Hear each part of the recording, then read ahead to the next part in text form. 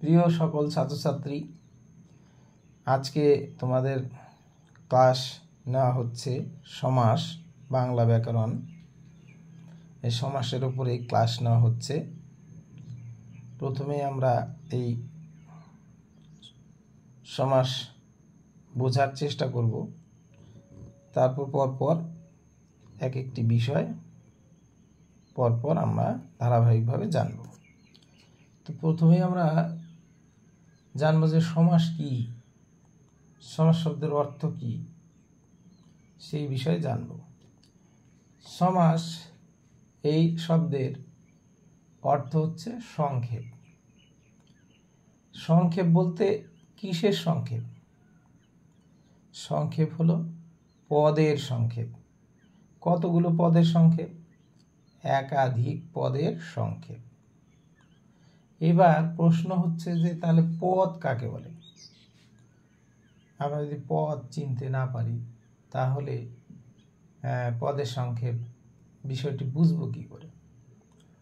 পদ হচ্ছে আমরা যে বাক্য লিখি, বাক্যে যে শব্দ ইউজ করি, অর্থাৎ বাক্যে ব্যবহৃত যে শব্দ, সেগুলোই হচ্ছে পদ। অর্থাৎ বাক্যে ব্যবহার উপযুক্ত পদই হচ্ছে শব্দই হচ্ছে পদ। অর্থাৎ বিভক্তিযুক্ত শব্দকে পদ বলে। বিভক্তিযুক্ত শব্দকে পদ বলে। তাহলে এই পদের সংক্ষেপ, এই পদের সংক্ষেপকে বলা হয় সমাস।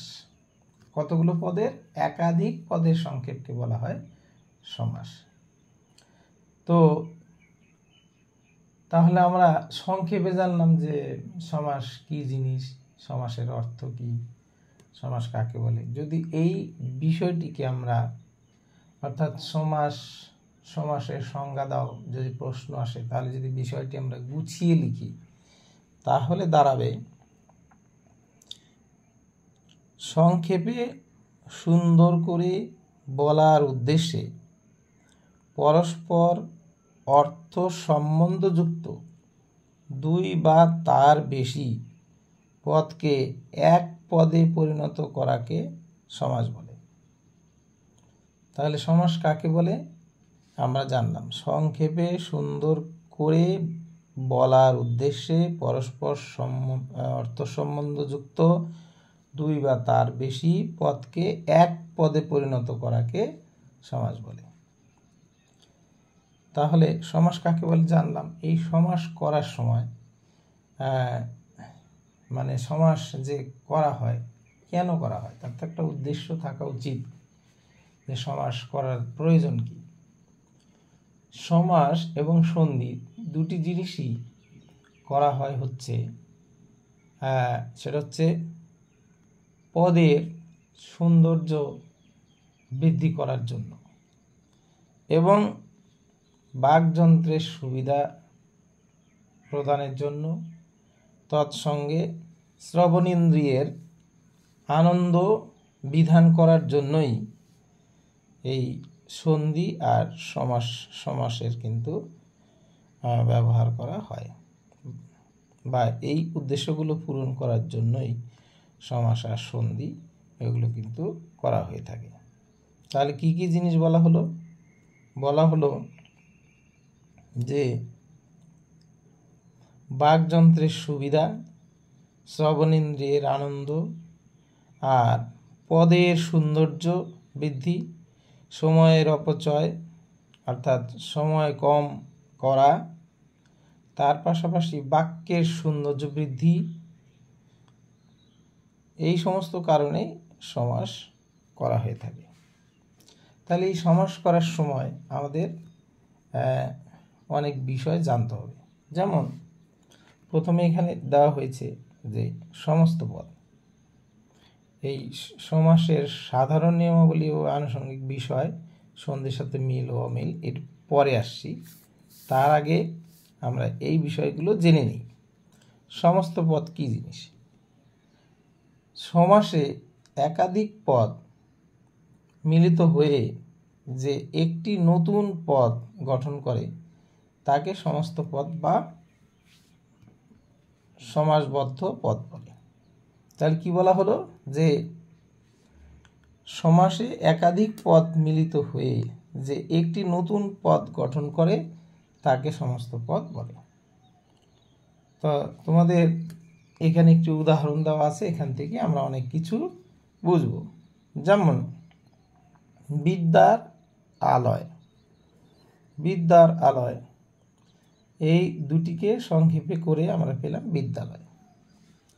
এই বিদ্যালয় যে পেলাম, এই যে একাধিক পদকে মানে সংক্ষেপে করেই আমরা বিদ্যালয় পেলাম, এই বিদ্যালয়টি হলো সমস্ত পদ। তাহলে কি বলা হলো, বিদ্যালয়টি এটি হচ্ছে সমস্ত পদ। অর্থাৎ এখানে বলাই হলো যে সমাসে একাধিক পদ মিলিত হয়ে যে একটি নতুন পদ গঠন করে তাকে সমস্ত পদ বলে। তাহলে এটি হচ্ছে সমস্ত পদ। আবার যে পদগুলোকে সংক্ষেপে করে সমস্ত পদ পেলাম তাদের আবার এক একটা পদের এক এক নাম রয়েছে। তাহলে যে পদটি আগে থাকছে, প্রথমে আছে, তাকে বলা হয় পূর্বপদ, আর যে পদটি পরে রয়েছে তাকে বলা হয় উত্তরপদ। তাহলে কি বললাম, যে পদটি প্রথমে রয়েছে তাকে বলা হয় পূর্বপদ, আর যে পদটি পরে রয়েছে তাকে বলা হয় উত্তরপদ বা পরবর্তী পদ। আবার এই দুটি অর্থাৎ এই সমস্ত পদকে বিশ্লেষণ করে ভেঙে বোঝাবার জন্য বোঝাবার সময় যে আমরা বাক্যাংশ বা বাক্য পাই, সেই বাক্যাংশ বা বাক্যকে বলা হয় ব্যাস বাক্য বা বিগ্রহ বাক্য। অর্থাৎ বিদ্যার আলয় এই পুরোটাকে বলা হয় ব্যাস বাক্য বা বিগ্রহ বাক্য। ব্যাস শব্দের অর্থ কি? ব্যাস শব্দের অর্থ হচ্ছে বিস্তার, অর্থাৎ বড় করে দেখানো, অর্থাৎ ভেঙে দেখানো। তাহলে যে সমস্ত পদকে ভেঙে দেখানোর পর যতগুলো আমরা পদ পাচ্ছি, সেই পদগুলো দিয়ে যে বাক্যের রূপ নেয় বা বাক্যাংশের রূপ নেয়, সেই সমগ্র অংশকে বলা হয় ব্যাস বাক্য বা বিগ্রহ বাক্য। আবার এই যে এখানে আমরা তাহলে যে এই পদগুলো পাচ্ছি, মানে প্রথম পদকে বলা হচ্ছে পূর্বপদ, পরের পদকে বলা হচ্ছে উত্তরপদ। এদের আবার প্রত্যেকটির নাম হচ্ছে সমসমান পদ। কি বলা হয়? এদের প্রত্যেকটির আগে পরে যে কোনোটাই হোক না কেন, এদের প্রত্যেকটার নাম হচ্ছে সমসমান পদ। তাহলে সমস্ত পদ জানলাম, সমসমান পদ জানলাম, পূর্বপদ ও উত্তরপদ জানলাম, ব্যাস বাক্য বা বিগ্রহ বাক্য এইটিও আমরা জানলাম। এখন আমরা জানবো যে এই সমাস করার সময় তাহলে আমাদের কি করতে হয়। সমাস করার সময় যে নিয়মাবলীগুলো রয়েছে, সেই নিয়মাবলীগুলো কি বা কি কি নিয়মাবলী ফলো করতে হয়। তাহলে আমাদের আরেকটি বিষয় আমরা জেনে নিই যে অনেক সময় কোনো কোনো সমাসে ব্যাস বাক্যটি বেশ বড় থাকে। তো ব্যাস বাক্যটি যখন অনেক বড় থাকে তাহলে সেক্ষেত্রে এই পূর্বপদ, উত্তরপদ, তাছাড়াও আরও কিছু পদ থাকে। তাহলে সেগুলোকে কি বলে? যেমন এখানে রয়েছে বিনা পানিতে যার তিনি, বিনা পানিতে যার তিনি। তাহলে এখানে বিনা এটা হচ্ছে পূর্বপদ, পানিতে এটি হচ্ছে উত্তরপদ, আর বাকি যে অংশটা রয়েছে সেই অংশটাকে বলা হচ্ছে সমসমান সহায়ক অন্যপদ। অর্থাৎ সমাস গঠনের ক্ষেত্রে এই দুটো হচ্ছে অত্যন্ত প্রয়োজনীয়, আর এই অংশটুকু হচ্ছে সহায়ক করে মাত্র। এই সমসমানগুলো সহায়ক করে এই সমাস করতে বা সমস্ত পদ তৈরি করতে। তো এদের বলা হয়েছে সমসমান সহায়ক অন্য পদ। তো এটি আমাদের মনে রাখতে হবে। এবার সমাস করার সময় আমাদের কি করতে হয়, কিভাবে আমরা সংক্ষেপে পদ বা সমস্ত পদ গঠন করি বা সমাস করি, সেটি হচ্ছে এখানে বলা হয়েছে যে কয়েকটি তুলে ধরা হয়েছে। যেমন সাধারণ নিয়ম 1 নম্বরে বলা হয়েছে উভয় পদের বিভক্তি লোপ। তার উভয় পদের বিভক্তি কি করতে হয়, লোপ করতে হয়, অর্থাৎ তুলে দিতে হয়।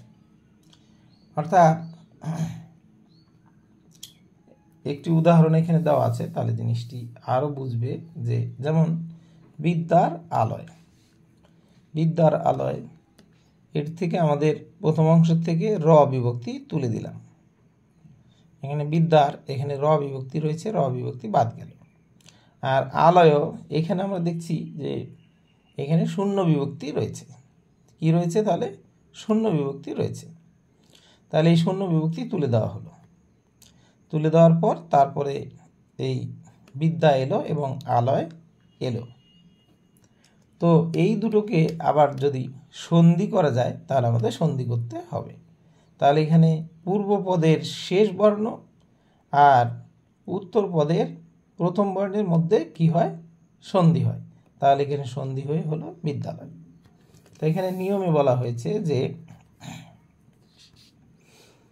যে উভয় পদের বিভক্তি লোপ, তাহলে লোপ পাবে। 2 নম্বরে বলা হয়েছে সন্ধির প্রয়োজন হলে সন্ধি করতে হবে। তারপরে বিভক্তি লোপ করার পর যদি সন্ধি হয় তাহলে সন্ধি করতে হবে। 3 সমসমান সহায়ক অন্য পদগুলি, সমসমান সহায়ক অন্য পদগুলি লোপ পাবে। তাহলে যে সমসমান সহায়ক অন্য পদগুলি থাকবে সেগুলো কিন্তু লোপ পাবে, সেগুলো উঠে যাবে, থাকবে না। 4 নম্বর বলা হয়েছে সমস্ত পদ করার সময় পদগুলির স্থান পরিবর্তন হতে পারে। তাহলে এই সমস্ত পদ করার সময় যে সমসমান পদগুলো থাকবে সেই সমসমান পদগুলি কিন্তু পরিবর্তন হতে পারে, স্থান পরিবর্তন হতে পারে, অর্থাৎ পরেরটা আগে আসতে পারে। তাহলে এটি আমাদের মনে রাখতে হবে যে যখন সমস্ত পদ করা হয় তখন কিন্তু পদগুলি স্থান পরিবর্তন করতে হতে পারে। 5 নম্বর বলা হয়েছে কখনো সমসমান পদগুলির কোনোটি বাদ গিয়ে নতুন পদও হতে পারে। তাহলে কি বলা হলো, যে সমসমান পদগুলি যে থাকে সেই সমসমান পদ যেমন উত্তরপদ বা পরপদ বা অন্যান্য যে সমসমান সহায়ক যে পদ অন্য পদ রয়েছে সেগুলির মধ্যে থেকে বিশেষ করে উত্তরপদ বা পূর্বপদ এই দুটির মধ্যে কোনোটি কি হতে পারে, কোনোটি বাদ গিয়ে সেক্ষেত্রে নতুন কোনো পদ আসতে পারে। তারপর তাদের মধ্যে কি হতে পারে, সন্ধি হতে পারে, সন্ধি হতে পারে। যদি সন্ধি হয় তাহলে সেই সন্ধি আমাদের করতে হবে। যেমন এখানে উদাহরণ দেওয়া হয়েছে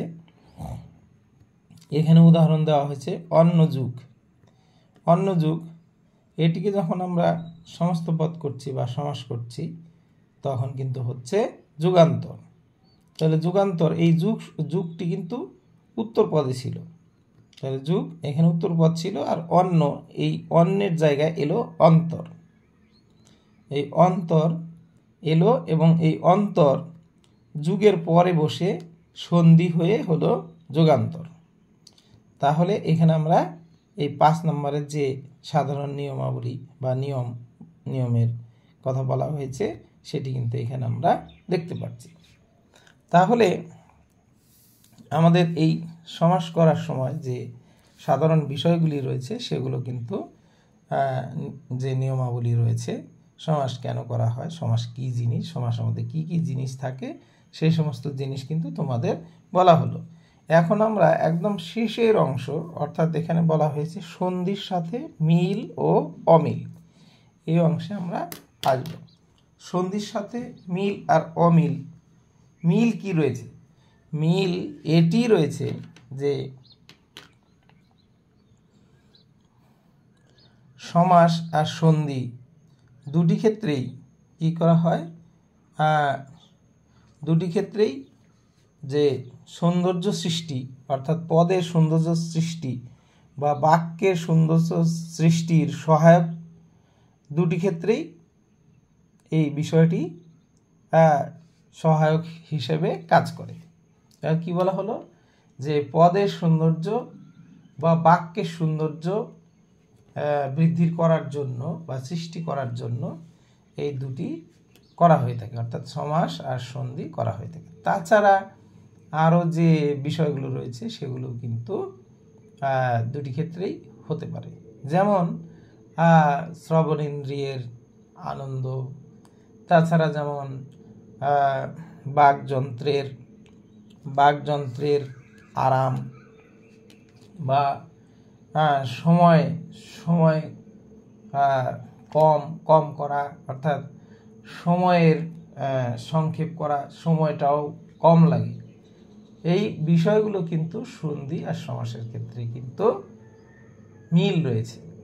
তাহলে কি কি জিনিস বলা হলো, যে পদের সৌন্দর্য বৃদ্ধি বা সৌন্দর্য সৃষ্টি, তার সাথে সাথে বাক্যের সৌন্দর্য বৃদ্ধি করা, তাছাড়া শ্রবণেন্দ্রিয়ের আনন্দ প্রদান করা, আর তাছাড়া হচ্ছে আমাদের বাকযন্ত্রের সুবিধা, বাকযন্ত্রের আরাম দেওয়া, আর হচ্ছে সময় বাঁচানো। যেমন একটা উদাহরণ দেওয়া যাক, যেমন বিনা পানিতে যার তিনি, তাহলে এখানে কত বড় আমাদের বাক্যাংশ তৈরি হলো বা বাক্যের মতো তৈরি হলো। এটিকে আমরা সংক্ষেপে বলছি বিনা পানি। তাহলে কত সময় বেঁচে গেল এবং শুনতেও অনেক সুন্দর লাগছে। তাহলে সৌন্দর্য বৃদ্ধি করা, আর হচ্ছে সময় কম লাগা, তার সাথে সাথে বাকযন্ত্রের আরাম বা সুবিধা, আর তাছাড়া হচ্ছে কি বলা হলো যে শ্রবণেন্দ্রিয়ের আনন্দ। এই সকল কারণেই কিন্তু এই সমাস আর সন্ধি করা হয়, আর এই বিষয়গুলোই সমাস আর সন্ধির মধ্যে মিল রয়েছে। এবার অমিল কি রয়েছে? অমিল রয়েছে যে সন্ধিতে প্রত্যেকটি পদেরই অর্থ অক্ষুণ্ণ থাকে, অর্থাৎ যখন সন্ধি করি তখনও দুটি অংশ থাকে। সন্ধির প্রথম অংশকে বলা হয় পূর্বাংশ, আর পরের অংশকে বলা হয় উত্তরাংশ। এই পূর্বাংশ আর উত্তরাংশ এই দুটি কিন্তু পদের অর্থ অক্ষুণ্ণ থাকে, পদের অর্থ কিন্তু পরিবর্তন হয় না। তাহলে আর কিন্তু দ্বন্দ্ব সমাসের ক্ষেত্রে সমাসের ক্ষেত্রে একমাত্র দ্বন্দ্ব সমাসেই কিন্তু কি হয় যে দুটি পদের অর্থ অক্ষুণ্ণ থাকে, কিন্তু অন্যান্য যে সমাস রয়েছে সেক্ষেত্রে কিন্তু অক্ষুণ্ণ থাকে না।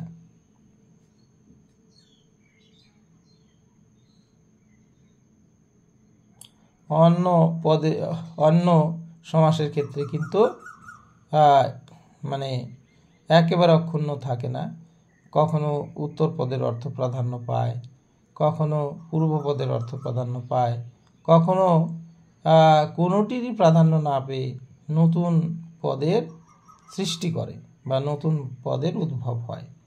কাজেই তাহলে এক্ষেত্রে কিন্তু আমরা দেখছি যে সন্ধি আর সমাসের মধ্যে অমিল রয়েছে। কি অমিলে কথা বলা হলো?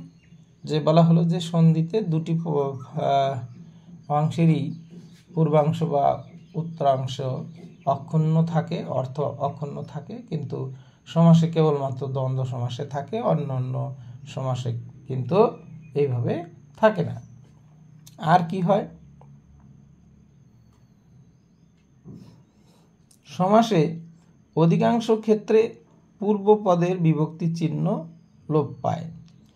কি বলা হলো তাহলে? সমাসে অধিকাংশ ক্ষেত্রে পূর্ব পদের বিভক্তি চিহ্ন লোপ পায়। সন্ধিতে পূর্ব পদের বিভক্তি লোপের প্রশ্নই ওঠে না। অর্থাৎ তাহলে সমাস করার সময় যে পূর্বপদ থাকে তার বিভক্তি লোপ পায়। তো আর সমাসের ক্ষেত্রে কিন্তু এই বিভক্তি লোপের প্রশ্ন থাকে না। এক্ষেত্রে কখনো বর্ণের পরিবর্তন হয়, বর্ণের পরিবর্তন হয়ে সন্ধি হয়, কিন্তু সেক্ষেত্রে কিন্তু বিভক্তি পরিবর্তন হওয়ার কোনো প্রশ্ন থাকে না।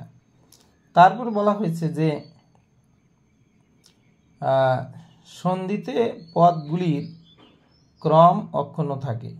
সন্ধিতে যে পদগুলির যে ক্রম অর্থাৎ আগে পরে যে থাকে সেটি কিন্তু অক্ষুণ্ণ থেকে যায়।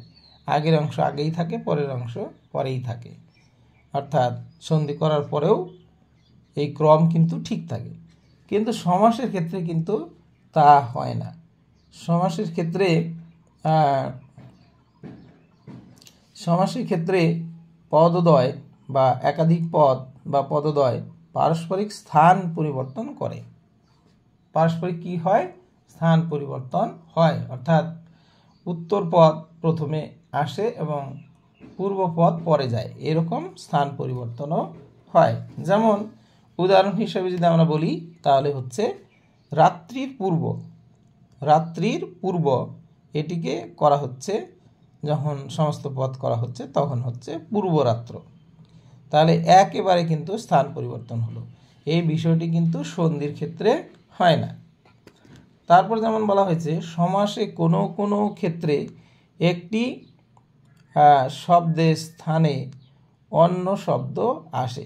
তাহলে সমাসে কোনো কোনো ক্ষেত্রে একটি শব্দের স্থানে অন্য শব্দ আসে, সন্ধিতে ঠিক এরকম কিন্তু হয় না।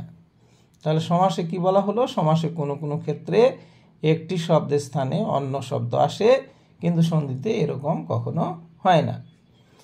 অন্য যুগ, যেমন একটি উদাহরণ হিসেবে বলা যায় অন্য যুগ। এখানে সমস্ত পদ হলো যুগান্তর।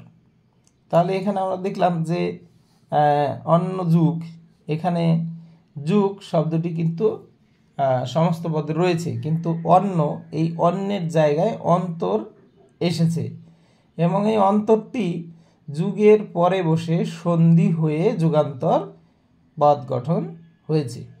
তাহলে এইভাবে কি হয়? স্থান পরিবর্তন হয় এবং অন্য পদও আসে সমাসের ক্ষেত্রে, কিন্তু সন্ধিতে এরকম কিন্তু হয় না। তাহলে আমরা সন্ধি আর সমাস বা সমাস ও সন্ধি এদের সঙ্গে যে মিল ও অমিল, এই বিষয়গুলো কিন্তু আমরা জানলাম।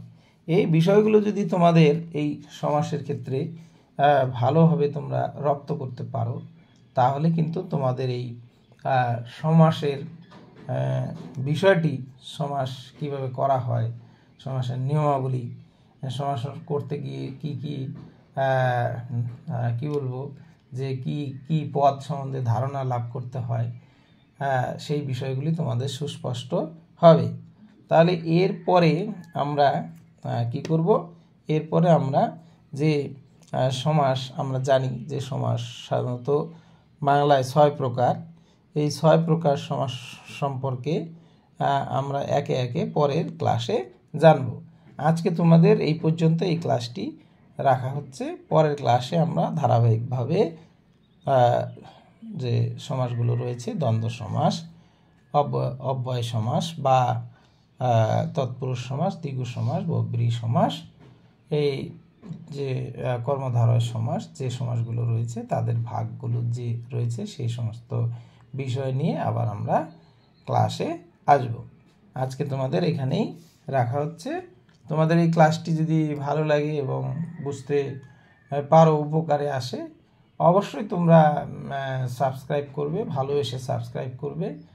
সমস্ত বাংলার সকল ছাত্রছাত্রী, ছোট বড় সকলের জন্য এই ক্লাসটি দেওয়া হলো। তোমরা এই ক্লাসটি করলে নিশ্চয় সমাস সম্বন্ধে একটা ধারণা আসবে। সবাইকে ধন্যবাদ ও শুভকামনা জানিয়ে শেষ করছি আজকের ক্লাস।